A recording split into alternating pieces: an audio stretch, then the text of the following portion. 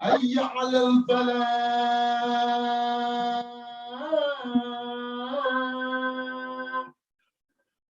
الله أكبر الله أكبر لا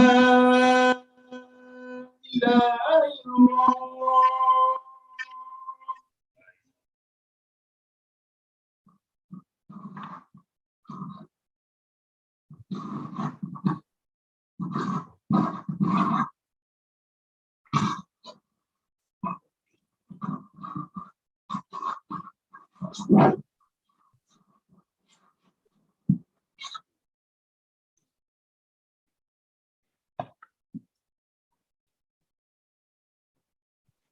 إن الحمد لله نحمده ونستعينه ونستغفره ونعوذ بالله من شرور أنفسنا ومن سيئات أعمالنا من يهد الله فلا مضل له ومن يضلل فلا هادي له وأشهد أن لا إله إلا الله وحده لا شريك له وأشهد أن محمدا عبده ورسوله أرسله بالهدى ودين الحق ليظهره على الدين كله ولو كره المشركون. أما بعد، يقول الله سبحانه وتعالى بعد أعوذ بالله من الشيطان الرجيم بسم الله الرحمن الرحيم يا أيها الذين آمنوا استجيبوا لله وللرسول إذا دعاكم لما يحييكم. All you believers, respond to the call of Allah subhanahu wa ta'ala and His Prophet for things to this call actually to bring you life as if you are dead before that. Most of us in our timeline, we go through this level of being lazy in our ibadah. We do not respond quickly, as Allah subhanahu wa ta'ala has mentioned in the Quran many times, to His orders, nor to the orders of the Prophet alayhi salatu wasalam. Sometimes we do the opposite. Not only we don't respond to do what we're supposed to do, but unfortunately, we do the opposite. Don't lie, we lie. Don't commit fornication, we do. Don't backbite, we do. So not only we don't practice what Allah subhanahu wa ta'ala has asked us to do, sometimes we do the opposite. For this status in our lives, sometimes there's many asbab, reasons behind it. Many. Could be because al-ghafla, we tend to forget about dhikr Allah subhanahu wa ta'ala. Maybe because we have the entourage, our friends, they don't remind us we are with the wrong path. Maybe because we commit sins. Maybe because we think because we are Muslim and we are guaranteed Jannah, so we take that slow actions toward practicing. Like Banu Israel, they think that they are qualified, they are Sha'Allah, they are selected, they are chosen, the paradise is for them, and others as well. Or maybe because we have tasweef. I'm going to do it tomorrow, maybe later. So we have those reasons and many. But I'm going to be speaking about one single reason that unfortunately most of us, if not all of us, in our time, we have misunderstood. That thing is our relationship with the book of Allah subhanahu wa ta'ala, the Quran. You see, in the stories of the Quran, There's things Allah subhanahu wa ta'ala has mentioned. Sometimes we read it, but we just read it for barakah, which is true. Every word, every half, letter, you get 10, and maybe more. The Quran is just recitation of the Quran. You are combining hasanat. It's a source of barakah, blessings. It's a source for shifa. But the main reason that the Quran has been revealed is the tadabbur, to ponder, and then practice. When Fir'aun, he called all his Sahara magicians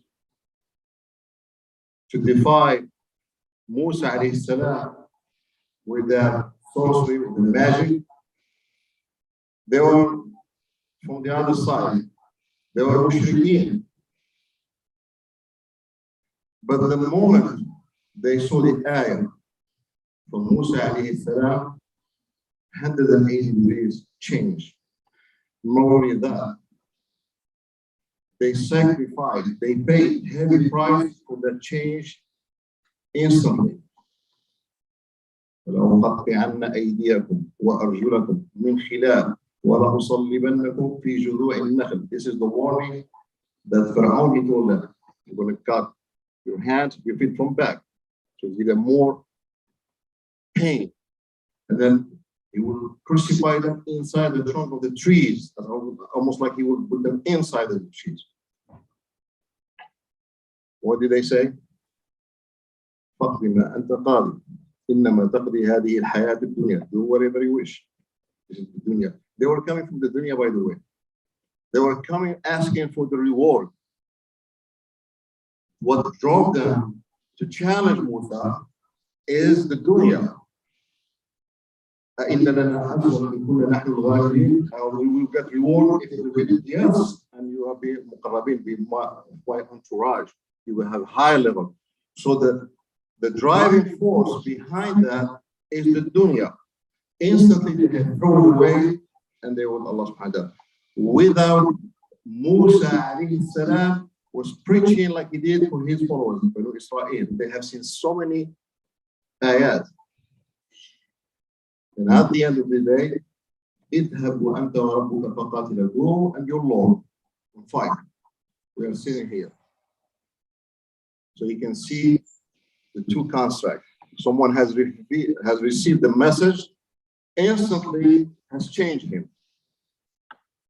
Others, they have been messages after messages after messages, ayat after ayat after ayat, and Allah said their hearts are heavier and more than the stones. And the Sahara, the magicians, they were kuffar in no time. And this is, subhanAllah, exactly the same attitude of the Prophet's companion. When they received the verse of the Quran, without questioning, Salama radiallahu anha, she said, when the verse was revealed for the women to cover themselves, she said, the women of Ansar, the next day, the moment they have received this verse, they become almost like the crow, black, covered from head to toe. Instantly, without even asking, are we supposed to do that, or the Prophet's wife? Is it the single or the married? Is it the old or the young? Which we do by the time. When we have some ahkam, some ruling, we keep questioning and questioning. Rather than implementing those things, we challenge, we question, maybe if yes. But those followers of the Prophet alayhi salatu wasalam, and ridwanullahi alayhim, no question asked. They were used to drink alcohol. It was part of their life. They even were praying when they were drunk. When the Quran was revealed that said, stop, no more, Abu Talha, he told Anas, radiallahu anhu, said, throw it away. Without even asking, are we going to do it only today, maybe tomorrow not? Maybe only those who sells not the one who drinks, something like that. We question like we do. They were praying towards Beit Maqdis. When the revelation came, changed the direction towards Mecca. When they were praying, they switched. They didn't say, let's finish the prayer first, and then the next one will go towards Mecca. Instantly. This is what Allah subhanahu wa ta'ala has chosen them to be his companion, and he didn't choose me nor you to be his companion. Because we ask questions, we challenge, sometimes we are lazy. They didn't. This is their maqam, this is their level. This is what Quran has revealed for their actions, what they have done. We read it, we get the reward, but it was their actions. And why is that?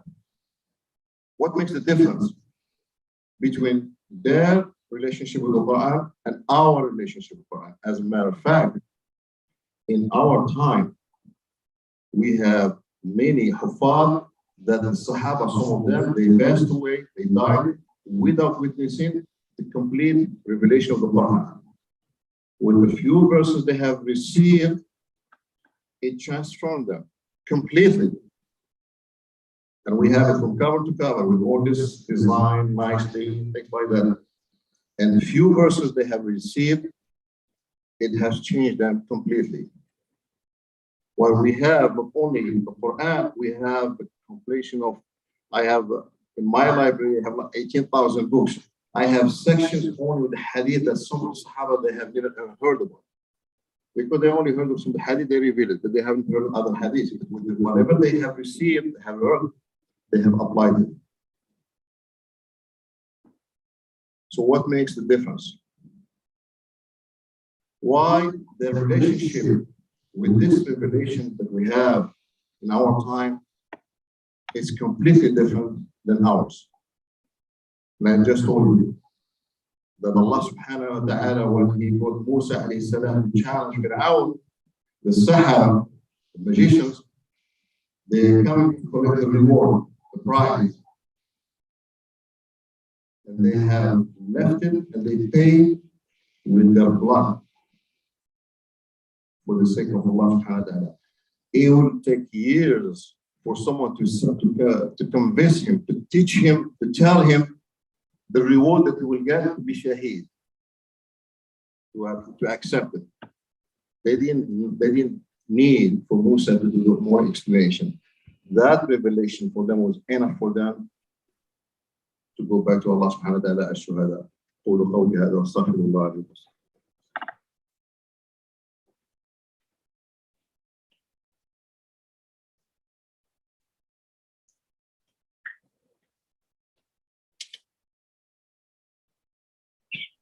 الحمد لله والصلاة والسلام على أشرف المرسلين. Allah subhanahu wa ta'ala has revealed a verse which one of the tabi'in, he has used it to do check up on himself. لَقَدْ أَنزَلْنَا إِلَيْكُمْ كِتَابًا فِيهِ ذِكْرُكُمْ أَفَلَا تَعْقِلُونَ. We have revealed a book. You are mentioned in it. Don't you reason? So what he did, he said, I was mentioned in this book. Let me see where do I fit. So he looked at the verses when Allah was praising the one who prayed, who gives zakat, who did charity. He said, I don't see myself there. Then when he looked at the other verses, when Allah subhanahu wa ta'ala was reprimanding the people who were not وَيْلٌ لِلْمُصَلِّينَ الَّذِينَ هُمْ عَنْ صَلَاتِهِمْ سَاهُونَ, the one who pray, they postpone it, they do it later. I see myself there. So he took that book, those verses, and he was doing check up on himself, how he has this relation, because we are, every single one of us is mentioned in that book. When Allah said, Ya ayyuha alladhina amanu, taqullah, it means you and me. I am mentioned that, and you are. But what is strange, that when they see those verses, and they read them. They don't read them as we have it as a mushaf. As a matter of fact, the Quran, it doesn't have the name of the mushaf. Mushaf from suhuf, suhuf paper. Quran has many names. Wahy, Nur, Huda, Ruh. ذلك أوحينا إليك روحا من عندنا ما كنت تدري الكتاب ولا الإيمان ولكن جعلناه نورا نهدي به من نشاء وإنك لتهدي إلى صراط مستقيم. Indeed, we have revealed Ruh. The book is Ruh. So when they were dealing with the Quran, they were dealing with him in that context as Ruh. And when you say Ruh, meaning it's alive, that Quran is alive. It's not just verses in the paper. No, it's alive. And this is how it has changed them. That relationship they have with the book of Allah subhanahu wa ta'ala, they didn't take it as Quran as we read it for barakah, but they read it as wahi. When you deal with the Quran in that level as wahi, as revelation, as ruh, then you change. You no longer read the verses يا أيها الذين آمنوا اتقوا الله حق تقاته ولا تموتن إلا وأنتم مسلمون. You don't read it as Quran. You read it, my God, do I fit here? And Allah is telling me that. How can I do that? And that's why, subhanAllah, Al-Hasan al-Basri, he said, and he said to his people, by the way, Hasan al-Basri is in the earliest tabi'in. He has witnessed, he has seen the Sahaba. And we'll look what he was saying. He's saying that you, his people, he said, you are taking the Quran as marahil, as a distance. You want to finish it. And then وَجَعَلْتُمْ اللَّيْلِ, the prayer that we don't do, qiyam al-layl, he said, you are doing it as a camel, you are riding this marahil, meaning that you are using this qiyam al-layl as you want to finish the Quran. Finish it. The Quran is a distance. The first chapter, the second, and third, and fourth, until I'm done. And then he said, وَإِنَّهُ كَانَ مِنْ قَبْلِكُمْ, those who were before you, the Sahaba, Ridwan alayhim, they were taking it as rasail, messages. Message. When you receive a message in our phone, sometimes it happens to all of us, when you're doing something maybe more important, but the moment you have the ring in your phone, you want to see who sent you that message. And if it's someone who has asked you to do something from you, has an authority on you, like husband versus wife, your job, things like that, even when you are praying, you start thinking, well, I need to do it quickly because the guy says, oh, I want to do it. I was going to bring someone to pray with me here. It's Brother Racheed. I will not have enough time to come to the masjid, but I'll do it where we are, where he works, because he doesn't have time. That message, when it comes from someone like you and me, is enough for me to change what I was doing. The Sahaba, when they have received, as Hasan al-Basri said, they received this as a message.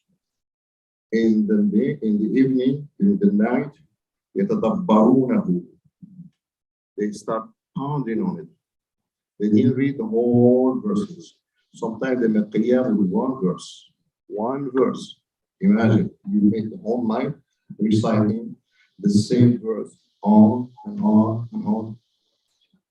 Can you believe that? Spend 4 or 5 hours, 2 hours, 3 hours reciting from the first rak'ah, Qul huwallahu ahad. Then you go back, Qul huwallahu ahad.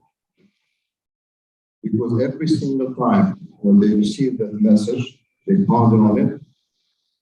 They know they have next day, yunafidunaha. They practice it. Abdullah ibn Mas'ud radiallahu anhu, he was saying to some of his followers, he said, you took the revelation of the Quran, the recitation of the Quran, as amal, as an action.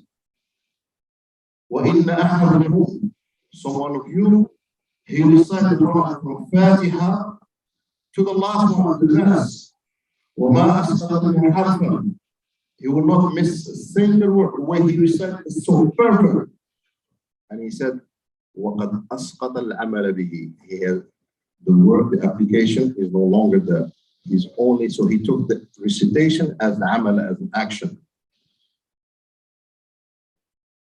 The connection they have with the Quran, as I said it, as wahy. That's why one of the Sahaba, when they were traveling to a village and they saw one of the leaders of the tribe had been bitten by a scorpion or a snake,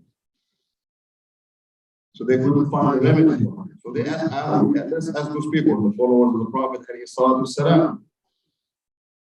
And he said to him, because in the beginning, the first time they asked them to give them food, they denied them. They didn't want to shelter them, they want to give them food.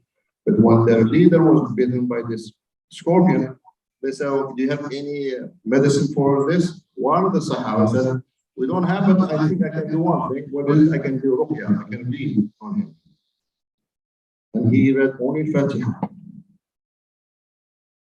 Bring someone who has been bitten by a scorpion, and then he read on him the Quran, he will die on the Fatiha. He read only the Fatiha, and he was cured. When they gave them the reward, that was the first time that the Fuqaha had to say, when you do the ruqya, you can get money from it. So he said, no, I won't touch it unless we reach the Prophet and ask him whether it was correct or not. Look at the obedience again. Look at the obedience. Although they had asked to be fed in the first place, and they denied them. The Prophet told him, how did you know that it was a Shatiya? One of the names of the Fatiha is Shatiya. Now, the Fatiha is there. The Fatiha by itself, the Quran is one side, and the Fatiha by itself. If you and no other books prior to us, Injil, and Torah, and Zabur, they have received such a chapter like a Fatiha. None of them. But when he read the Fatiha on this man, he didn't read it as we do as barakah. No, he read it as wahy. As if Allah subhanahu wa ta'ala has said it straight. It's a fresh wahy, completely. وَكَذَلِكَ أَوْحَيْنَا إِلَيْكَ رُوحًا مِّنْ عِنْدِنَا. This is the way we have revealed Ruh, which is the Quran, مِّنْ عِنْدِنَا. So he didn't read the Fatiha as we read it, he read the Fatiha as the Fatiha is alive. When you change the relationship towards the Quran like the Sahaba did, miracles can happen. I'm not saying that you have to go and read the Fatiha. No. The first miracles is on you. That's the first thing. That's the main thing.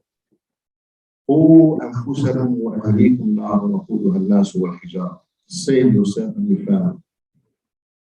You're not going to go to the drag, I can read the Fatiha, I can cure you.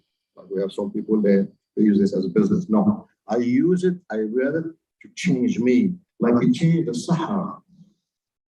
And why is that? The word ayah in Arabic, sign in English,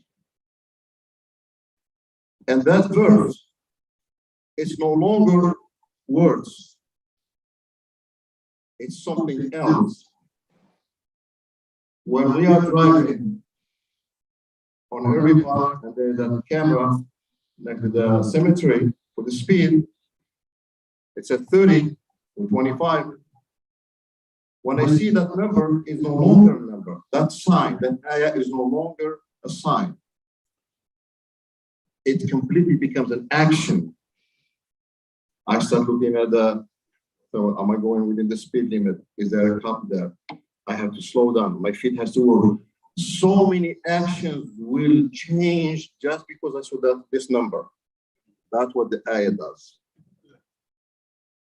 Alhamdulillahi Rabbil Alameen. When you recite it, it's no longer Alhamdulillah. It's a complete action, exactly that sign. And that's how the Sahaba they used to deal with the Quran. That's why it changed them, and that's why they have changed the world. And that's why the Quran was living, was still alive, because like I told you, the Quran is wahy, is ruh, is alive. When you read it and you change it, then it becomes like that's why it affects you and affects people surrounding you. And we see it, subhanAllah. I was teaching some of the non-Muslims, and they don't read the Quran in Arabic. They read it in English. And one time I was asking what changed you compared to Islam. And what amazed me is sometimes I read those verses and I just read them. But for them it has made a whole difference. And it's in English. It's not even in Arabic. Which is just show you how this Quran is American, is alive. It transforms lives. If only we know how to deal with it the way the Sahaba did. اللهم اغفر لنا ذنوبنا وكفر عنا سيئاتنا. اللهم اعنا على ذكرك وشكرك وحسن عبادتك. اللهم تقبل منا اعمالنا واجعلها خالصة لوجهك الكريم ولا تجعل فيها لاحد شيئا وقوموا بصلاتكم.